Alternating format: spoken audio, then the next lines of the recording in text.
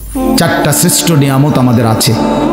এক হলো মহান আল্লাহ আমাদের, নবী মুহাম্মদ সাল্লাল্লাহু আলাইহি ওয়াসাল্লাম তিনি আমাদের, কোরআন আমাদের, ইসলাম আমাদের। চারটি সর্বশ্রেষ্ঠ নিয়ামত আমাদের আছে। আল্লাহ আমার রব, নবী মুহাম্মদ সাল্লাল্লাহু আলাইহি ওয়াসাল্লাম আমার রাসূল, কোরআন আমার কিতাব, ইসলাম আমার ধর্ম। তাহলে আমি কেন নষ্ট হব? একটা ছেলে নতুন করে দিল থেকে সিদ্ধান্ত নাও। তুমি ইনসাফের সাথে যদি মুসলমানের ঘরে জন্ম নিয়ে থাকো, কোনো মুসলমান মার যদি বুকের দুধ খাইয়া থাকো, প্রিয় ভাই তুমি সিদ্ধান্ত নাও। তুমি নষ্ট হবা কেন? কিসের অভাবে তুমি পথ হারাইলা? বলেন, তোমার আল্লাহ ছিল, তোমার রাসূল ছিল, তোমার কোরআন ছিল, তোমার ইসলাম ছিল, তুমি কেন চরিত্রহীন হইলা? তুমি কেন লম্পট হইলা? এই জন্য দয়া করে আমাদের জন্য আমাদের আল্লাহ তিনি আমাদের প্রিয়, আমাদের জন্য আমাদের নবী সাল্লাল্লাহু আলাইহি ওয়াসাল্লাম তিনি আমাদের প্রিয়। কি পরিমাণ কাঁদছেন তিনি! খোদার কসম, হাসরের ময়দানে নবী বলবে, উম্মত তুমি জানো না আমি 23টা বছর কাঁদছি। উম্মত, নবীজির স্ত্রী আম্মা জান আয়েশা রাদিয়াল্লাহু তাআলা আনহা বলেন, নবীজি এশার নামাজের পর থেকে ফজরের নামাজের আজানের পূর্ব পর্যন্ত এক দাঁড়ানোতে সারা রাত উম্মতের জন্য চোখের পানি ফেলছে আর কাঁদা কাঁদা দোয়া করছে।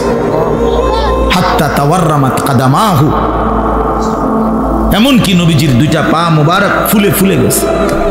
তাওয়াররামাত মানে ফুলে যাওয়া। আমি এই এখন পড়ছি। আল্লাহ নবী সাল্লাল্লাহু আলাইহি সাল্লামের স্ত্রী আম্মা জান আয়েশা রাদিয়াল্লাহু তাআলা আনহা বলেন, কানা রাসূলুল্লাহ সাল্লাল্লাহু আলাইহি ওয়াসাল্লাম ইউসাল্লি বিল-লাইল, একদিন নবীজি রাত্রিবেলা তাহাজ্জুদের নামাজ পড়তেছিলেন। ফাআতালা সুজুদ, অতঃপর সেজদা তিনি এত লম্বা করলেন আর উঠেই না মাথা, সেজদায় কাঁদতেছে আর কাঁদতেছে। আল্লাহর নবীর সাহাবী বলেন, নাসমাউ লাহু আযীরান কাআযীরিল মিরজাল, কোন ডেকচির মধ্যে, পাতিলের মধ্যে চুলার নিচে পানি গরম করলে পানি যখন পুরা গরম হয় ডকডক করে, টকবক করে কিনা বলেন? খোদার কসম, সাহাবী বলছেন নবী যখন সেজদা দিতেন নবীজির কলিজার ভেতর থেকে এরকম ডকডক উত্তপ্ত গরম পানি উতরাইলে যেরকম আওয়াজ হয় এরকম কান্নার আওয়াজ শোনা যাইত। এভাবে কাঁদতেন তিনি। তো আম্মা জান আয়েশা বলেন, এত লম্বা সেজদা দিলেন নবীজি, হাত্তা জানান্তু আন্নাহু কুবিযা, আমি ভাবলাম না জানি নবী সাল্লাল্লাহু আলাইহি সাল্লাম সেজদা অবস্থাতে ইন্তেকাল করলেন কিনা, নাইলে মাথা উঠায় না কা। হযরত আয়েশা রাদিয়াল্লাহু তাআলা আনহা বলেন, আমি তখন পিছনে পায়ের পাতার আঙ্গুলের মধ্যে হাত দ্বারা স্পর্শ করলাম, চাইলাম আর কি কোনো মারা গেলেন কিনা। নবী সাল্লাল্লাহু আলাইহি সাল্লাম সালাম ফিরালেন। সালাম ফিরিয়ে বললেন, আয়েশা তুমি ভাবছো নাকি আমি তোমার হক নষ্ট করছি? হযরত আয়েশা বলেন, ইয়া রাসূলুল্লাহ, আল্লাহর কসম আমি আমার হক নষ্ট করছেন এটার জন্য না, এত লম্বা সেজদা দিছেন, আমি ভাবছিলাম আপনি ইন্তেকাল করলেন কিনা, এই জন্য আমার আঙ্গুলটা লাগাইছি। আল্লাহর নবী সাল্লাল্লাহু আলাইহি সাল্লাম বললেন, তুমি কি জানো আজকের রাত কোন রাত? হযরত আয়েশা রাদিয়াল্লাহু তাআলা আনহা বললেন, না ইয়া রাসূলুল্লাহ আমি জানি না। আল্লাহর নবী সাল্লাল্লাহু আলাইহি সাল্লাম বললেন, এটা হচ্ছে লাইলাতুন নিসফ মিন শাবান, এটা হচ্ছে শাবানের অর্ধরাত, মধ্যরাত, এই যেটাকে আমরা শবে বরাত বলি। আল্লাহর নবী সাল্লাল্লাহু আলাইহি সাল্লাম বলেন, আয়েশা আজ রাতে এই শবে বরাত আল্লাহ তাআলা যত মাফ চায় তার কাছে মাফ করতে থাকেন। ফায়াস্তাগফিরু লিল মুস্তাগফিরিন, এবং আল্লাহ তাআলা তার যত বান্দা দয়া কামনা করে, যেই কোনো বিষয়ে আল্লাহর সাহায্য চায়, তো আল্লাহ তাআলা তারে এই রাতে দয়া করতে থাকেন। আল্লাহর আদেশ, ফাসতামিউ লাহু ওয়া আনসিতু লাআল্লাকুম তুরহামুন।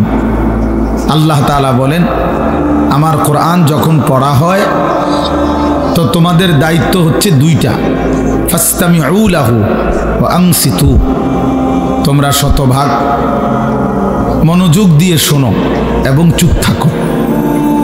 লাআল্লাকুম তুরহামুন, আল্লাহ তাআলা বলেন এতে অবশ্যই তোমাদের উপর রহমত বর্ষিত হবে। তাইলে আল্লাহ তাআলার ওয়াদা এটা, কোনো বান্দা যদি আল্লাহর কথা মনোযোগ দিয়ে কান লাগিয়ে শুনে এবং চুপ থেকে শুনে, তো আল্লাহ তাআলা অবশ্যই তার উপরে রহমত বর্ষিত করে। আর এই আয়াতের তাফসীরের মধ্যে আছে রহমত বর্ষিত হবে মানে হলো আল্লাহ তাআলা তাকে তার হুকুম পালনের তৌফিক দান করবে। আসলে এই বাস্তবতা হলো এই যে আমাদের নামাজ ছুটে যায়। কেন ছুটে যায়? যে নামাজ পড়তে পারে না সে কেন পারে না?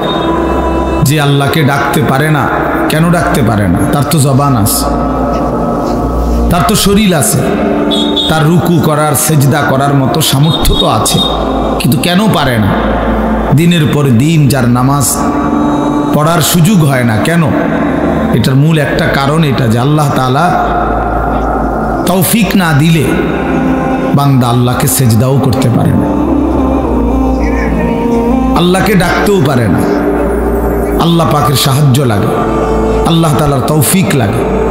এজন্য নবী সাল্লাল্লাহু আলাইহি ওয়াসাল্লাম বহু আমলের ক্ষেত্রে দোয়া করতেন, আল্লাহুম্মা ওয়াফিকনি, আল্লাহ আমাকে তৌফিক দেন। আল্লাহুম্মা আইন্নি, আল্লাহ আমাকে আপনি সাহায্য করেন।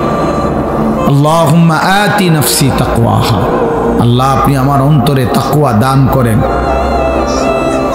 এইভাবে আল্লাহ তাআলার কাছে চাইতেন, আল্লাহ আমি আপনার ভালোবাসা চাই, আমি তাকওয়া চাই, আল্লাহ আমি আপনার নাফরমানি থেকে বাঁচতে চাই, আল্লাহ আমি আপনার ইবাদত করার জন্য সাহায্য চাই, আল্লাহ আমি আপনার বন্দিগি করার জন্য তৌফিক চাই।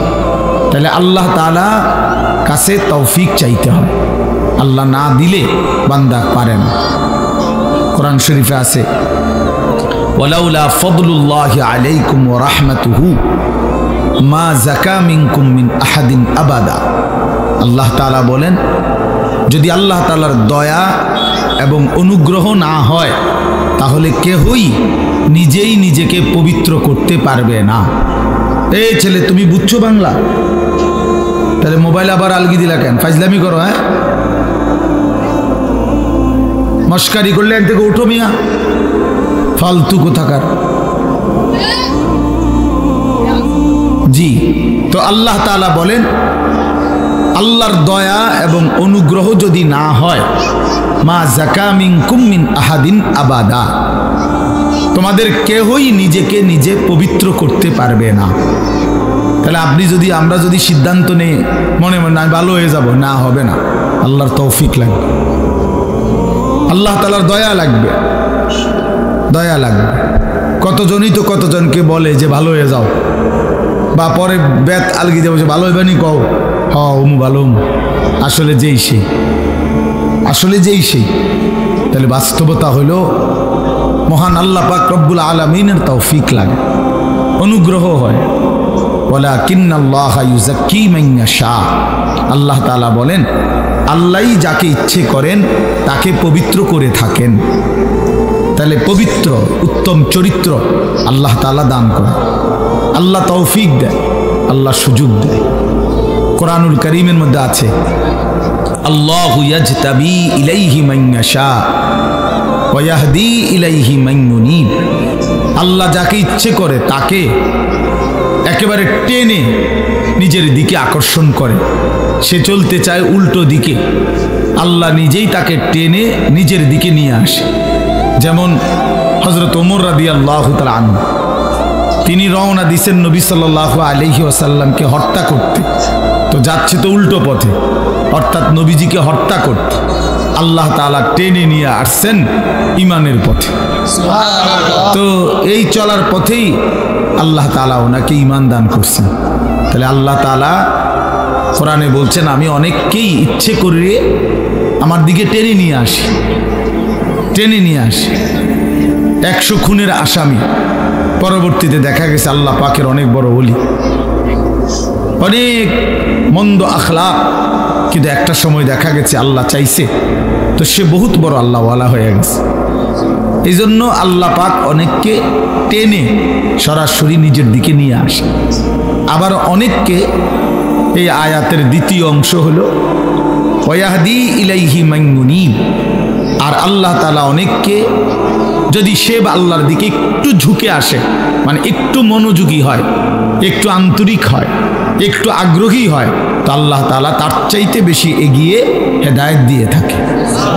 আল্লাহ যখন দেখে বান্দা আমার দিকে এক কদম আগাইছে, তো আল্লাহ তাআলা তার রহমত মাগফিরাত নিয়ে 10 কদম আগায় আসে।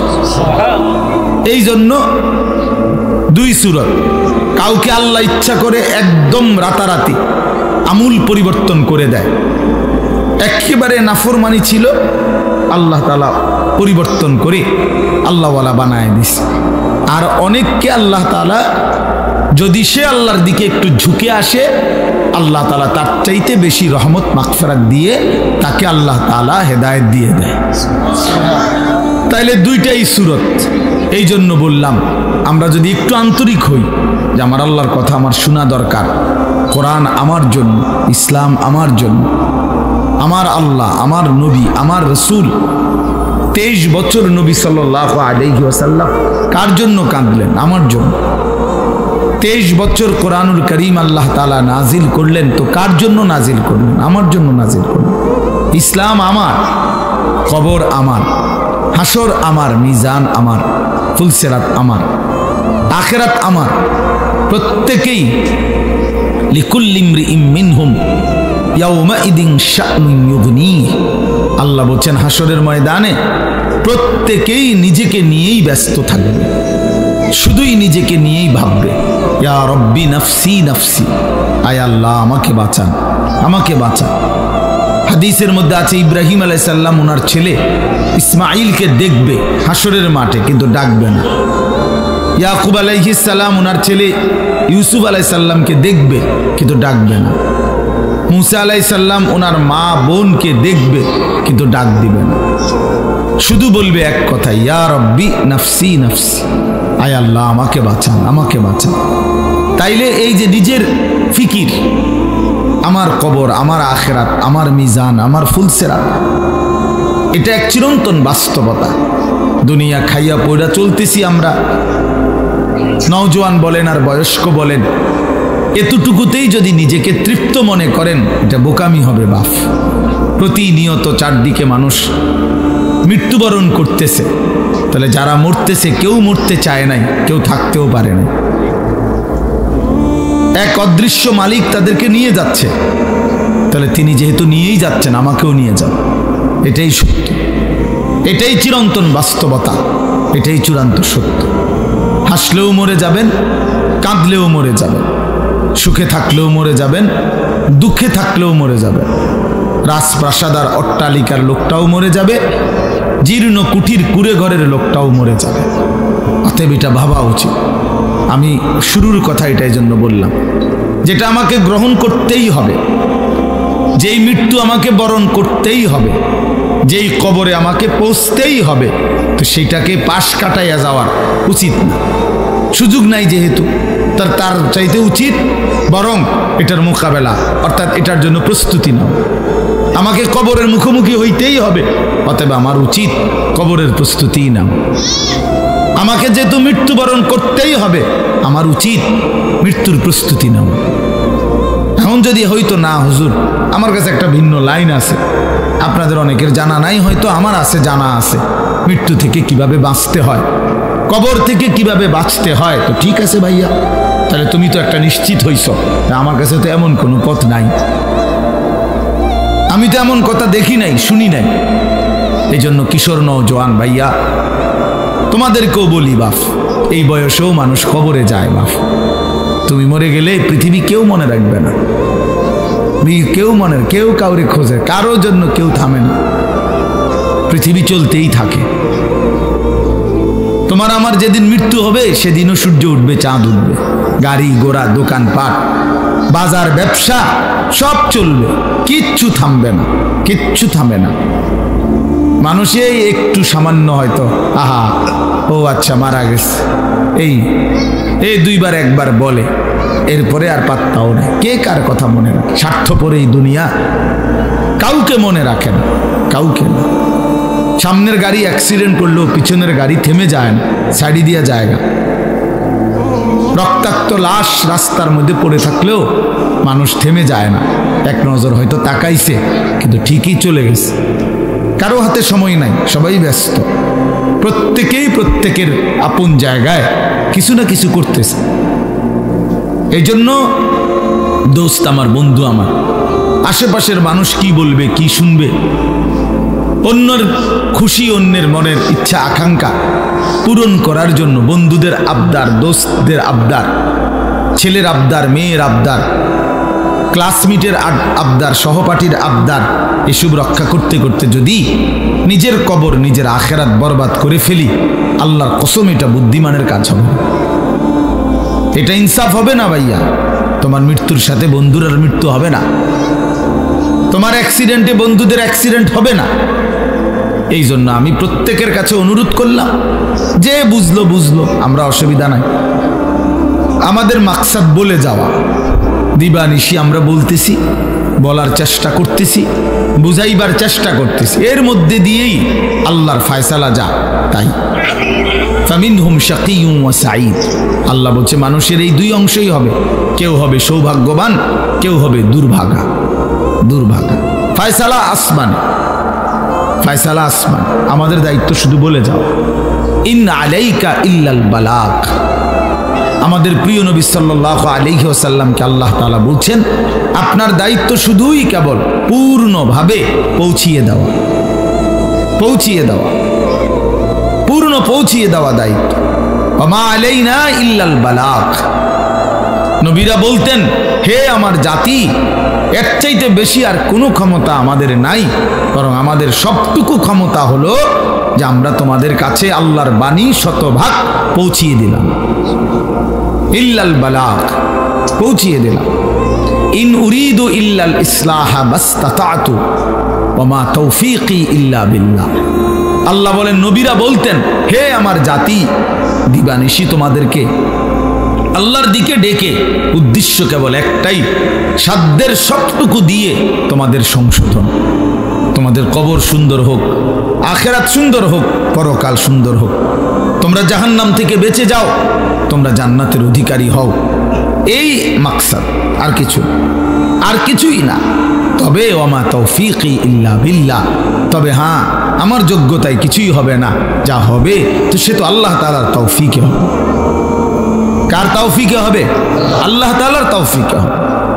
কারো কোনো যোগ্যতা নেই, কারো কোনো ক্ষমতা নাই, ক্ষমতা শুধুই আল্লাহর। আন্নাল কুওয়াতা লিল্লাহি জামিআ, সব ক্ষমতা মূলত কার? আল্লাহ। কোরআন শরীফে আছে, ওয়া ইন ইয়ামসাসকাল্লাহু বিদুররিন ফালা কাশিফা লাহু ইল্লা হু। আল্লাহ বলেন, আল্লাহ যদি কাউকে মুসিবতে ফেলতে চান, তাহলে সেই মুসিবত দূর করি, সরিয়ে দেওয়া, দূরকারী আল্লাহ ছাড়া আর কেউ না।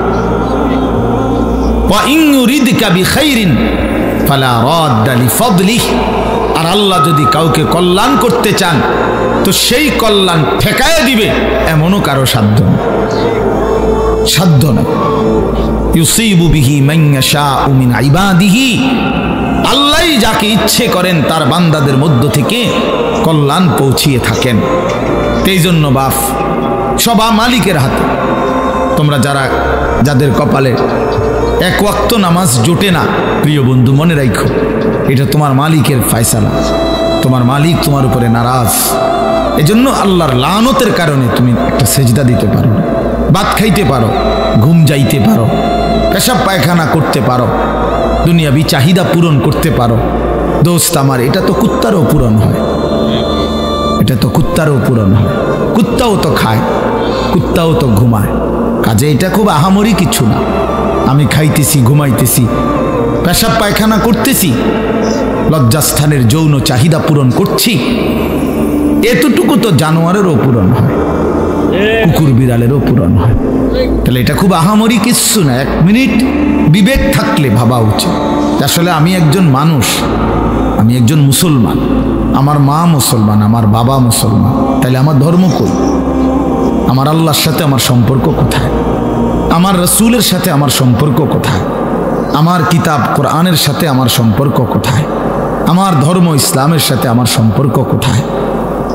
আমি কোথায়? আমার ধর্ম কোথায়? আমি কোথায়? আমার আল্লাহ কোথায়? আমি কোথায়? আমার রসুল কোথায়? আমি কোথায়, আমার কোরআন কোথায়? আহা, এইটুকু ভাবনা যদি প্রিয় ভাই বাপ কারো মধ্যে না থাকে, যে যেমন আছেন, যার যেটা ভাল লাগছে জিন্দিগি এভাবেই কাটাইতেছেন, আমার বাপ এখানে তো শেষ না। কোরআনুল কারীমের মধ্যে আল্লাহ তাআলা স্পষ্ট বলছেন, ইন হিয়া ইল্লা হায়াতুনা দুনিয়া নামুতু ওয়া নাহইয়া ওয়া মা নাহনু বিমাবউসিন। আল্লাহ তাআলা বলে কাফেরের কথা, বেঈমানের কথা, সমস্ত কাফের বেঈমানের বক্তব্য হলো জীবন মানে শুধুই দুনিয়া, শুধুই দুনিয়া। ইন হিয়া ইল্লা হায়াতুনা দুনিয়া, আর কিছুই নয় জীবন, শুধুই দুনিয়া। দুনিয়া খাইয়া পইরা ভালো আছে, জিফুত লইয়া বাত মাছ নিয়া ঘর দুয়ার বাজার ব্যবসা করে ভালো আছে, এই তার মানে তো দুনিয়া, তার মানে দুনিয়া ভালো আছে। তো আল্লাহ তাআলা কসম কোরআন শরীফে এটা বলছে, এটা তো কাফেরের কথা, এ তো মুশরিকের কথা, বেঈমানের কথা, এ তো মূর্তি পূজকের কথা হইতে পারে, মুমিনের কথা হইতে পারে। মুমিনের এটা কোনো বিষয়ই না, ইমানদারের এটা কোনো বিষয়ই না। খাইয়া পয়রা ভালো আছেন না দুঃখে আছেন, এটা কোনো বিষয় না। খাইয়া পয়রা ভালো আছেন, তো নবী সাল্লাল্লাহু আলাইহি ওয়াসাল্লাম যে ক্ষুধার্ত ছিলেন, কথা বলেন না, নবীজি পেটে পাথর বাঁধছিলেন কিনা ক্ষুধার, তো তাহলে তখন তিনি ভালো ছিলেন না? কথার জবাব দেন না কেন? তো নবী সাল্লাল্লাহু আলাইহি সাল্লামের দেহ মোবারক থেকে যখন রক্ত ঝরছে তখন তিনি ভালো ছিলেন না? আমরা যে বললাম খাইয়া পড়ে ভালো আছি, খাইলে দাইলে ভালো থাকে, তিনি তো খান নাই।